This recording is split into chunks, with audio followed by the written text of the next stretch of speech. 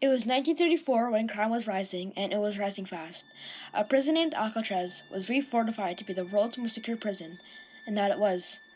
Prisoners there were strictly treated and always made sure the prisoners were where they should be, counting inmates up to 13 times every 24 hours. It was inescapable, or so they thought. Hey everyone, and welcome back to Unsolved, and today we'll be looking at the unsolved mystery of the famous Alcatraz escape. Before we get into it, let's have a word from our sponsor. This podcast is sponsored by Raid Shadow Legends. Use code Unsolved to get a free legendary hero and 100,000 steel. Now this is very fun, and it's a good way to kill time. Raid Shadow Legends has amazing graphics for a mobile game, and amazing reviews in the App Store.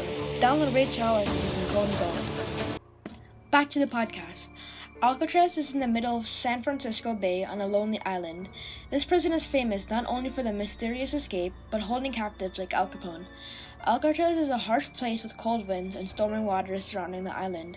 Although the odds were close to none, 36 people tried to escape 14 different ways, all failing either by being caught or dying along the way.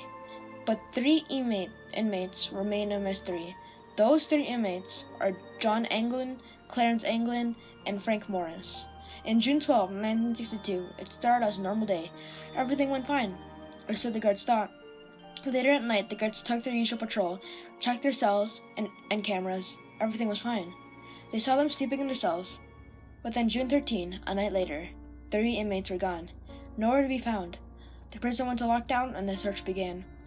Turns out what the guards thought was them was a fake head designed to fool the guards and were arranged perfectly to think they were sleeping. As days went on, a 4th potter was found, who didn't make it out of their cell, and started to give info. The plan started 6 months before, on December, when one of them saw an old saw blade.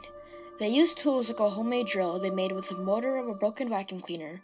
They then loosened the air vents day by day till it could be removed, and they covered it with anything they could find, like a suitcase or a piece of cardboard. This process kept taking a long time by itself, maybe a week or a month, but they didn't give up. Luckily enough, behind the cells, through the air vent, there was an unguarded utility corridor they could go through. This is when their plans started to go in motion. In the corridor, there's a little section they could climb to above their cell, and this is where they made a workshop to build stuff. They took turns strategically to watch guards carefully. They made a homemade paddle, a life vest, and most astonishing, using 50 raincoats they stole to make life preservers and a rubber raft.